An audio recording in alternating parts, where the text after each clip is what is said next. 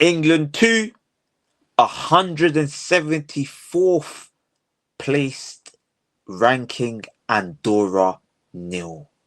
Now, the game ends 2-0. It could have been 3, it could have been 4. There was numerous chances. Elliot Anderson missed an absolute sitter. Open goal straight at the goalkeeper.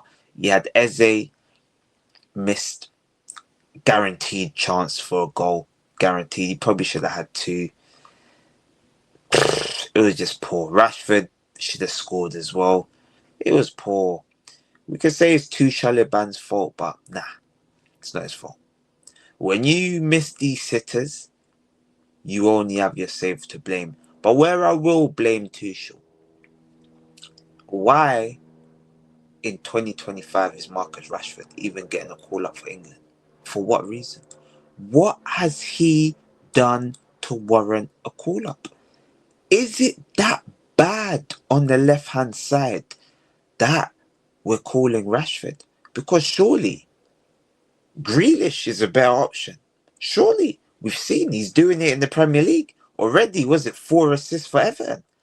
Rashford today,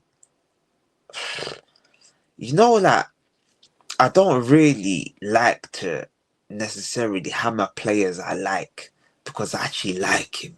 He fed the kids, seems like a nice guy. He gets it in the neck from the media. But when you're putting in these Hall of Shame performances, especially with your talent, I have to speak. I can't be biased. I can't do it. Today's performance, and I don't just think it was today. I feel like the last set of friendlies, it was bad as well. It was bad. Is it a case of Rashford is now past his prime? Like Sterling. We've seen Sterling peaked at like 26, 27, and he was finished. Is Rashford finished as well? Because apparently Barcelona they're looking to terminate his loan early. Is it that bad? Because it's Andorra, 174th ranked by FIFA, UEFA, whoever.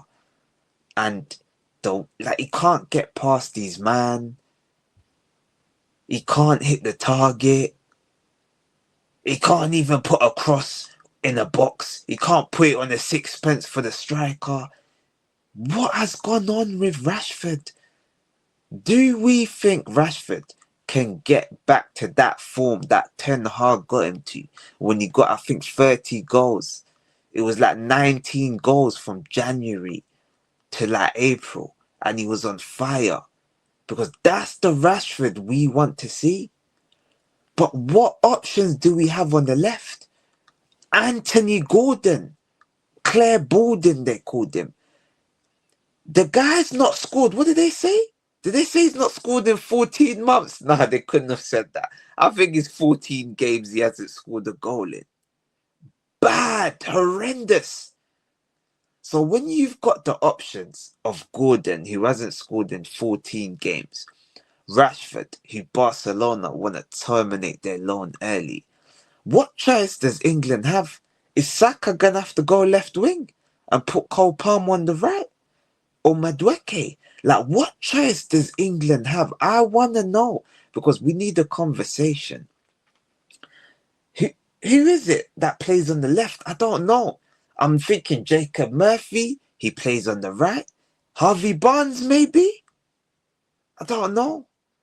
Because who else is there? Foden, we've seen that experiment. Could Cole Palmer go there? I don't know. I've seen him play there for City. He hasn't done it for a number of years.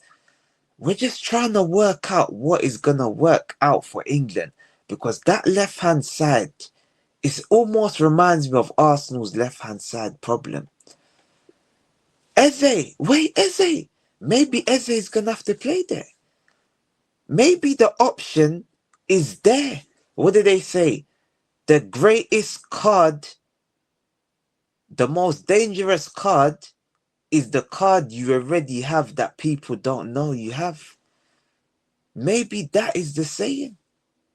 That was, I don't know. how that saying goes. Wade Barrett said it the other day when Becky Lynch gave CM Punk the low blow. So maybe the answer is something that we already have. We already have the answer there in Eze, maybe. Because Eze on the left is definitely better than Rashford. And 100% is going to give you more than a no goals in 14 game Anthony Gordon. I want to know what you lot think, people. This is where the first discussion, the first talking point for us. What do we do with that left-hand side? Because it's bad. We can't allow Rashford to even get another call-up if he's going to stink it up at this rate. Sterling, Gareth Southgate done the honourable thing and terminated his contract at England. Sterling, no more. Done. Finished. No manager's going to call him again. Now maybe it's time for Rashford. If Barcelona terminate that loan early, then that's it. Done. Finito. Get rid. But yeah, hopefully he can find his form and this is a non-starter. Maybe even the next game he cooks. I don't know. Hope and pray for Rashford. But speaking of left-hand side, we got Mars Lewis Skelly left back. He looked good today. Well, yeah, it was putting in some nice crosses. Weren't the work. You can't really judge defenders against Andorra. Andorra had 2 shots, none on target. 19% possession.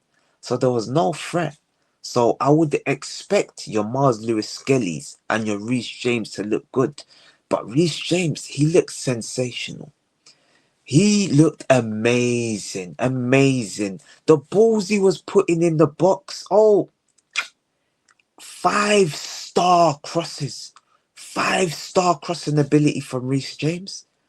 There was one, he put it across the box. Madueke missed it. Kane missed it. It was begging to be tapped in. No one was there. And then he put one in for Declan Rice to get the second goal. Magnificent from Reece James. But what I want to know about England is, how are we gonna, what are we gonna do? You've got Gahey and maybe Reece James or Trent, I don't know. But can you play Trent against a France? Mbappe versus Trent?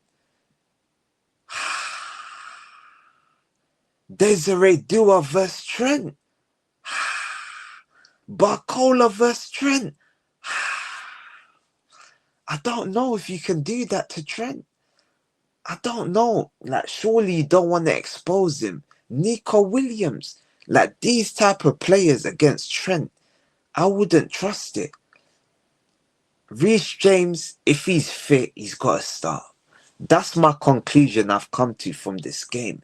But this is the problem. If it's the same Luke Shaw conundrum. Thank God Tuchel didn't call Shaw. I hope he didn't anyway. Hopefully that's a player whose contract has been terminated at international level, because you're not going to get no type of decent performances. You can't rely on him. You might say, oh yeah, he's going to play good for 2 games, but his body will break down. So forget about that. It's time to look to the future. Time to plan for the tournament. Livramentos, Lewis Halls, whoever. They need to be put in place. But then centre-back, who's going to partner Gahey at the World Cup? Who's going to do it? John Stones, you can't rely on. Maguire, bruv, come on now.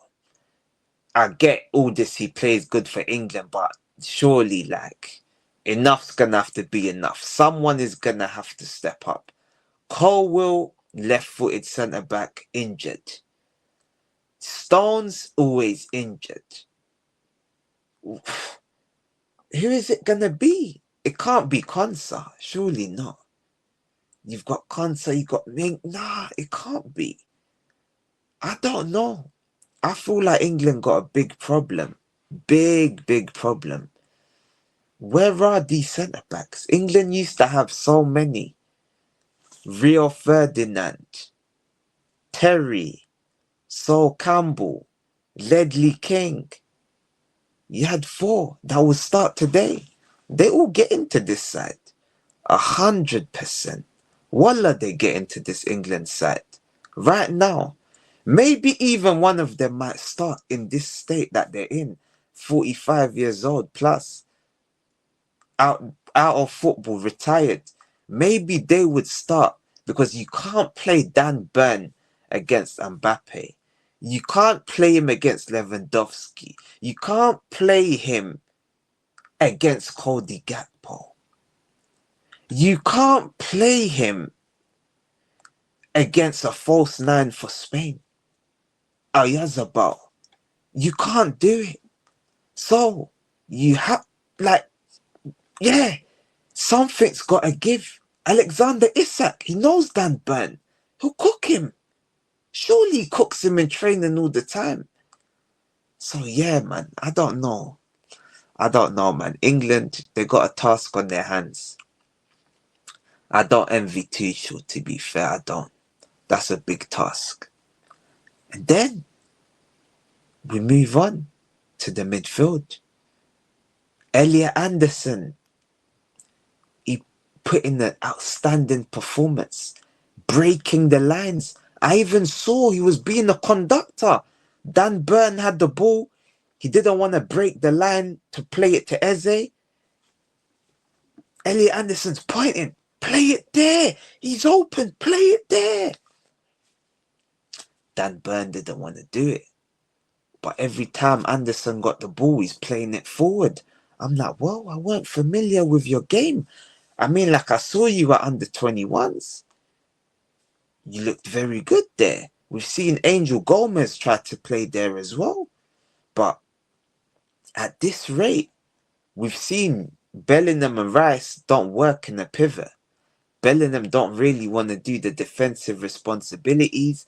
And Rice, like, as good as he is driving with the ball, that's not someone that's going to break the lines from deep. He's not got the most magnificent range of passing. So, it's looking like Wharton or Elliot Anderson. Wharton, he's injured. So, at the moment, it looks like Anderson's got the shirt. Because from that performance, of course, it's Andorra. We always have to say it's Andorra. So, you take it with a pinch of salt. 184th ranked Andorra. So, the test will be the next game against Serbia for Elliot Anderson. I'm intrigued to see what he can do. I'm very intrigued. That is going to be a game that tests him. Because you got the Milinkovic Savic's. You got footballers in that midfield. I can't remember. There's a few midfielders in Serbia. They've got techie players. Your Tadic's. They've got good tech. So, and they're very physical. They're not Andorra.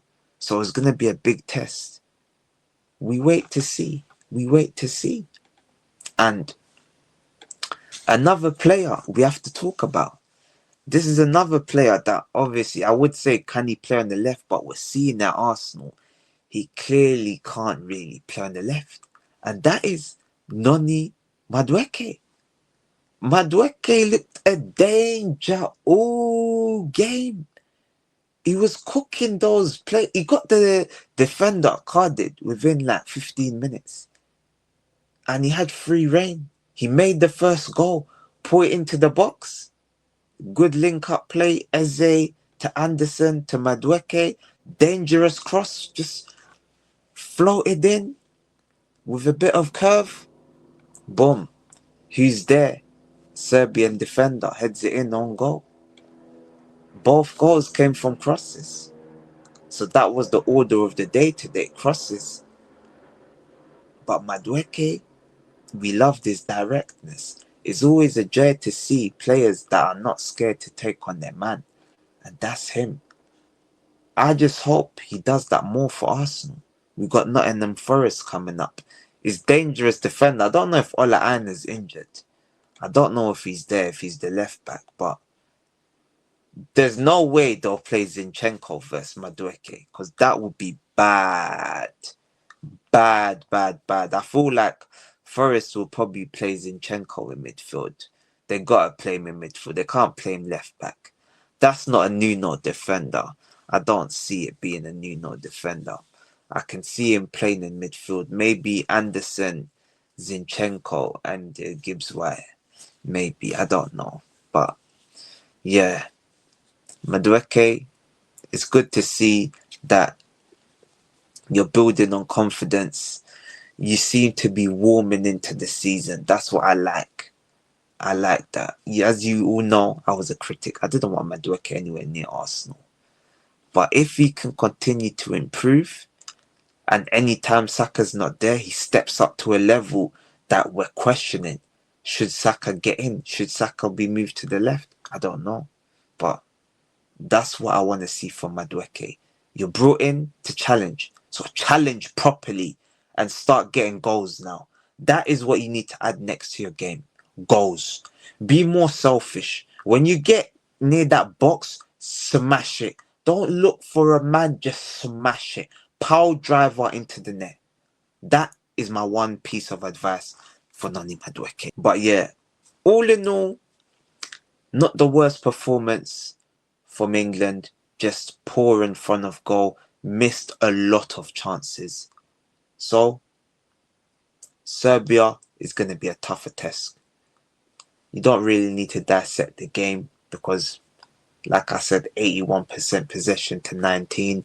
It tells you everything you need to know. 7 shots on target, 11 shots. Maybe England just need to start taking more shots. Maybe that's what they need to do against these lesser teams. Let the shots go. Because also, they're goalkeepers. They're probably pub goalkeepers. So, let the shots go. But people, don't forget to like, share, comment and subscribe to the channel. I'm out. Catch me on the next one. Bless.